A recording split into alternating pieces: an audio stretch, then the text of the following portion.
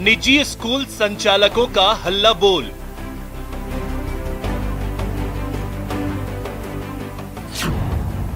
छोटे बच्चों के लिए स्कूल खोलने की मांग।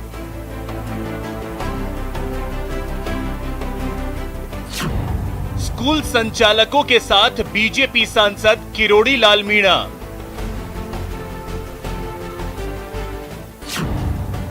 सरकार भी मांग की समीक्षा को तैयार।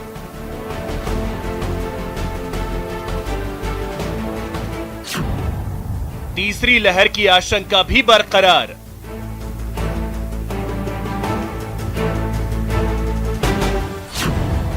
स्कूल मामले में सियासत का क्या काम?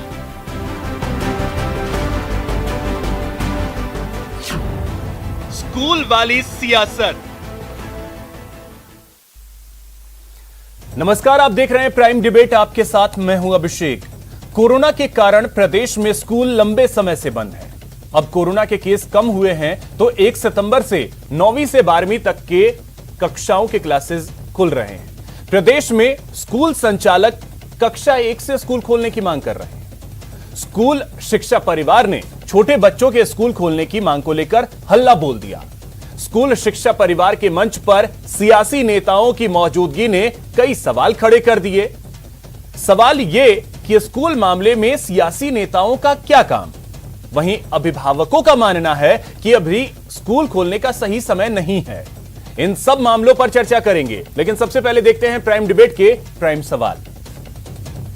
और पहला सवाल यह है कि क्या छोटे बच्चों के लिए अभी स्कूल खोलना जल्दबाजी होगी?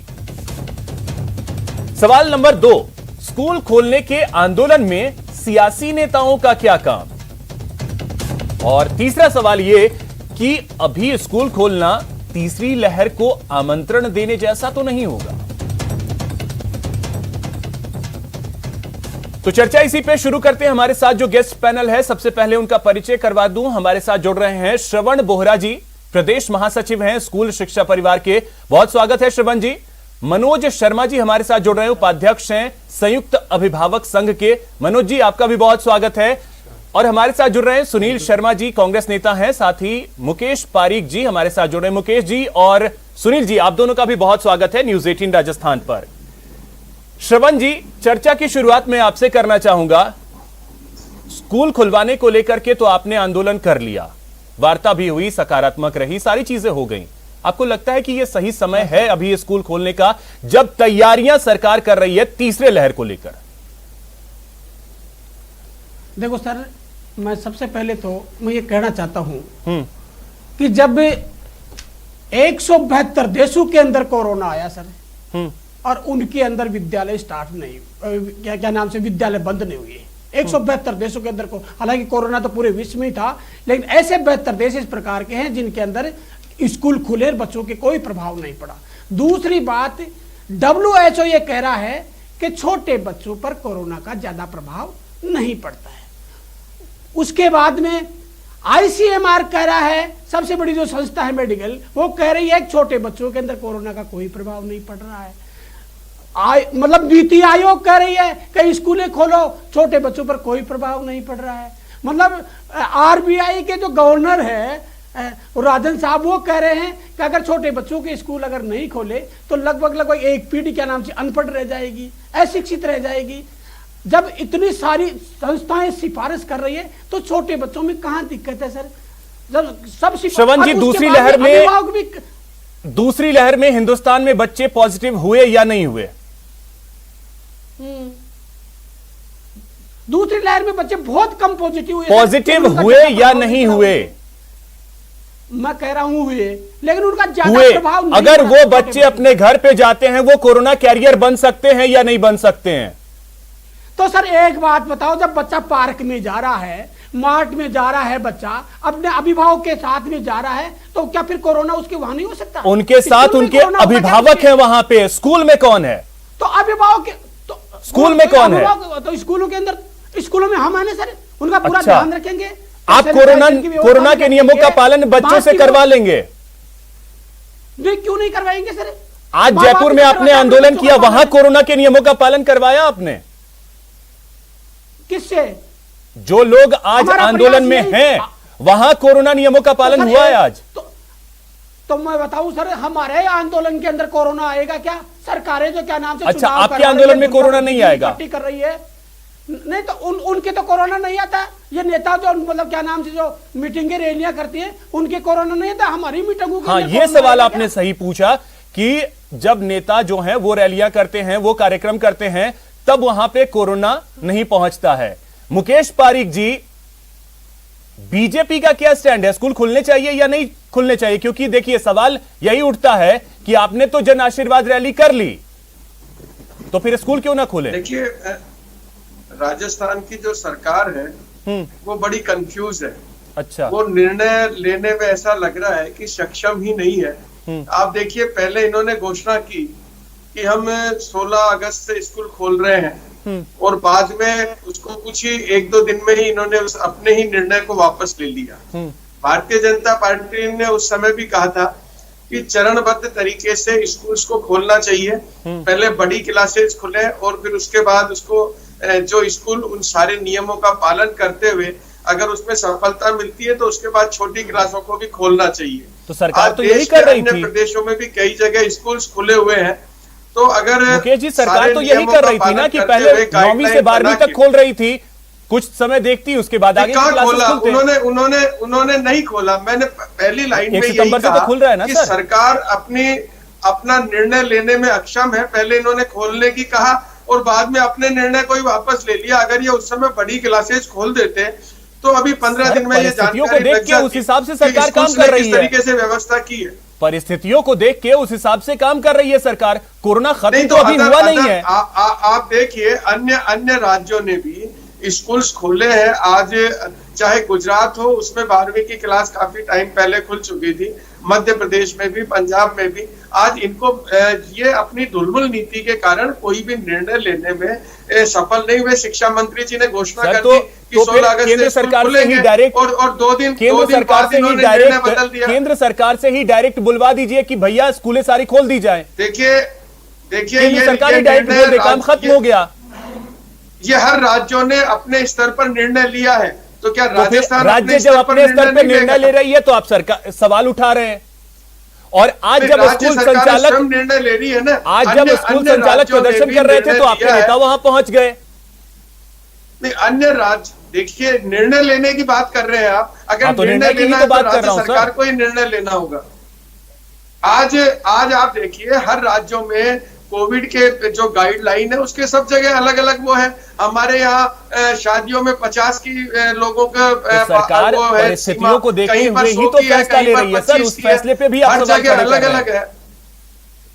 देखिए, मेरा सवाल यह है कि आप जो सवाल किया मैंने उसका सीधा जवाब दिया है कि यह निर्णय राजस्थान सरकार को लेना है। लेकिन सरकार की जो ढुलमुल नीति है, पहले घोषणा की कि हम खोल रहे हैं 16 अगस्त से, उन्होंने तो सारी क्लासेस की घोषणा की थी कि हम शुरू से लेके, हमने उस समय भी कहा था कि ठीक है सुनील शर्मा जी, अब मैं आपके पास आ रहा हूं। ठीक है मुकेश जी, सुनील शर्मा जी, अब मैं आपसे जानना चाहूंगा, क्या वाकई में जो बीजेपी की तरफ से कहा जा रहा है कि ढुलमुल रवैया है सरकार का स्कूल खोलने को लेकर के, असमंजस की स्थिति है? देखिए अभिषेक भाई, बात एक है, ये बहुत ही एक सेंसिटिव, बहुत ही संवेदनशील मुद्दा है, क्योंकि लोगों के बच्चे, उनका सबसे ज्यादा जो प्रीशियस किसी भी इंसान के पास चीज होती है वो उसके बच्चे होते हैं। तो जब आप लोगों के बच्चों का, अब इस राजस्थान के नौनिहालों के बारे में जब आप निर्णय ले रहे हैं तो आपको बहुत सारे पैरामीटर्स आपको देखने पड़ेंगे। एक डेल्टा वेरिएंट का एक इशू था, बट डेल्टा वेरिएंट किस हद तक बच्चों के लिए फेटलिक प्रूव होगा या नहीं होगा। दूसरी बात है वैक्सीनेशन फॉर चिल्ड्रंस की, वैक्सीनेशन जब तक चिल्ड्रंस की नहीं आ जाए तब तक उसका क्या इंपैक्ट होगा।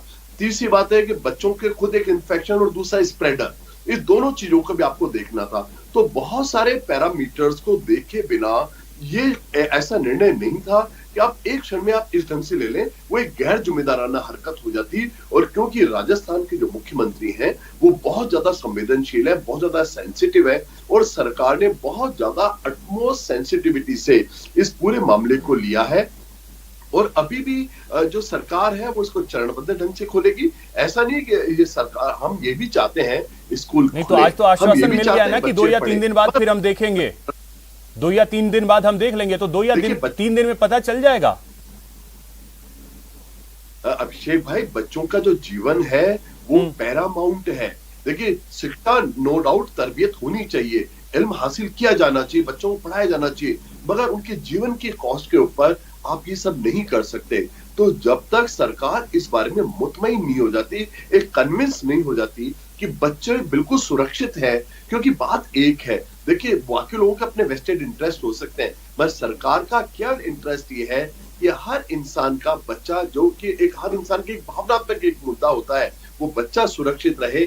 बच्चे की सुरक्षा पैरामाउंट है और बच्चों की सुरक्षा के साथ सरकार कोई भी कोताही नहीं बरतना चाहती नहीं थी। तो कई जगहों पे तो सुनील जी कोताही हो रही है ना। आज ही देखिए जयपुर में जो प्रदर्शन किया है, जो संचालकों ने प्रदर्शन किया है आज, वहां पे आप देखें कि जो स्थिति रही है वहां तो कहीं नहीं दिखा कि हाँ कोरोना गाइडलाइंस को फॉलो किया गया, लेकिन उस पर भी कोई एक्शन नहीं होता है।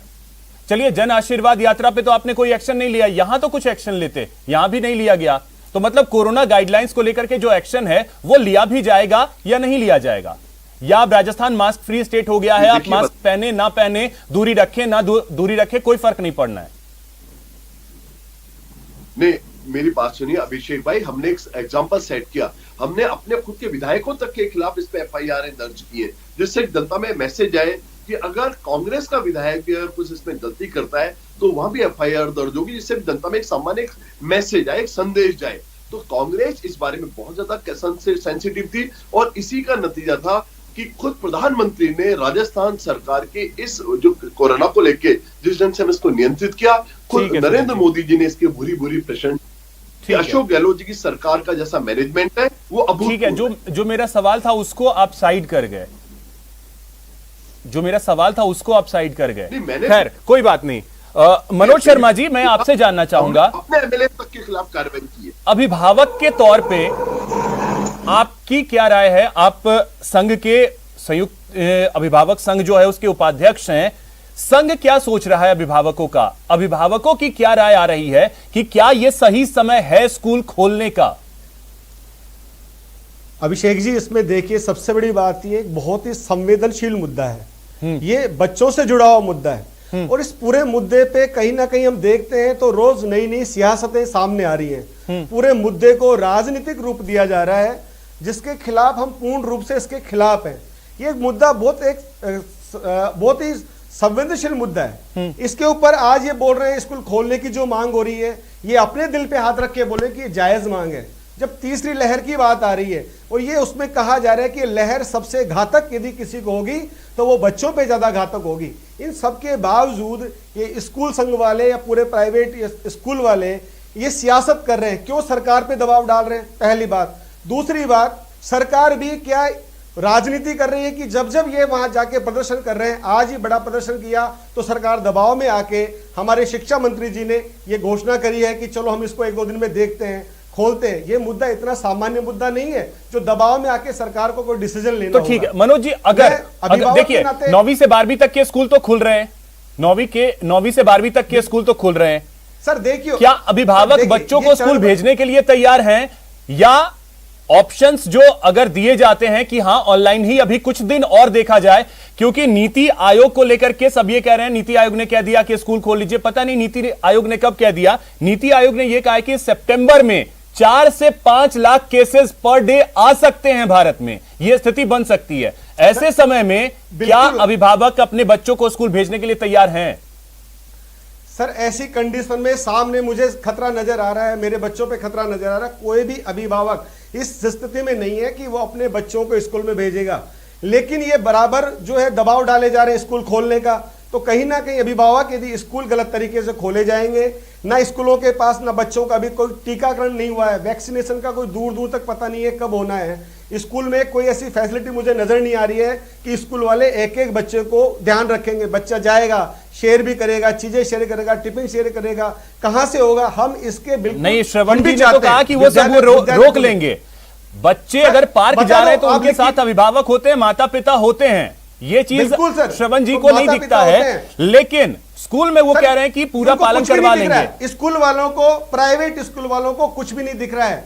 ये इनको चाह रहे हैं जल्दी से जल्दी स्कूल खुले और हमारे अकाउंट में फीस आए, जिसके लिए हम परेशान हो रहे हैं। स्कूल ठीक है। वालों का श्रवण उद्देश्य स्कूल खोलना नहीं है, फीस लेना है। श्रवण जी, अब देखिए, एक अभिभावक की व्यथा यही है कि हमारा बच्चा 1 साल भले ही डिले हो लेकिन स्वस्थ रहे, यह हर कोई चाहता है। लेकिन निजी स्कूलों को ऐसा लग रहा है कि नहीं, अभी के अभी स्कूल खोलें, हम 1 साल में ही उनका करियर ऐसा बना देंगे कि आप देखते रह जाएंगे। मैं बताऊं हकीकत के अंदर, आज जो मीटिंग हुई ना, हकीकत में आप जांच कर लो, उस मीटिंग के अंदर 40% अभिभावक थे सर, 40% जो ये चाहते थे कि हमारे बच्चों की स्कूलें खोलो सर, 40% अभिभावक थे।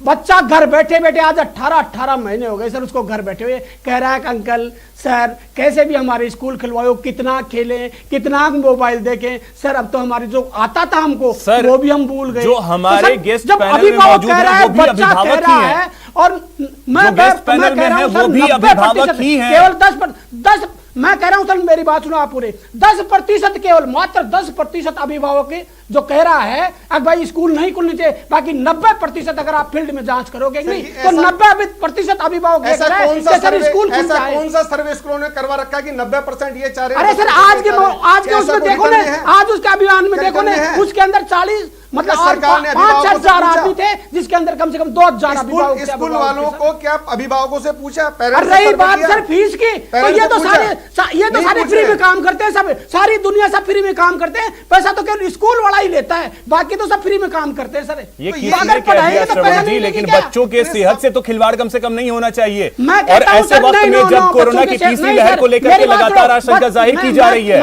और आपने आईसीएमआर की बात कही, आईसीएमआर ने कहां बोल दिया कि जाके स्कूल खोल लीजिए? आईसीएमआर ने कहां बोल दिया जाके स्कूल खोल लीजिए? आईसीएमआर ने यह कहा कि अगर आप खोलना चाहते हैं तो, अगर खोलना चाहते हैं तो, और जाके खोल लीजिए, दोनों में अंतर है। तो हम ये कह रहे हैं अगर कोई अभिभावक नहीं चाहता है तो मत भेजो, कहां दिक्कत है?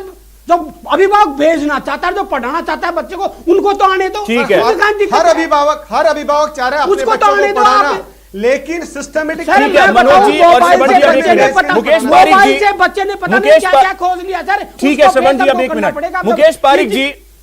मुकेश पारिक जी, आज आपके नेता इस आंदोलन में पहुंच गए, जो आज आंदोलन हुआ, जो प्रदर्शन हुआ, वहां आपके नेता पहुंच गए। बीजेपी जिम्मेदारी लेगी? अगर हर कोई नहीं चाहता कि कोरोना की तीसरी लहर आए, लेकिन आशंका तो जाहिर की जा रही है, और अगर स्कूल खुलने के बाद परिस्थितियां विकट होती हैं, बीजेपी जिम्मेदारी लेगी? राजस्थान में सत्ता में कांग्रेस है, और जो पार्टी सत्ता में होती है जिम्मेवारी उसकी होती है। हम विपक्ष में हैं, तो किरोड़ीलाल मीणा जो आज पहुंचे, के नाते हम करते हैं। किरोड़ीलाल मीणा जो आज पहुंचे, उसका कुछ नहीं।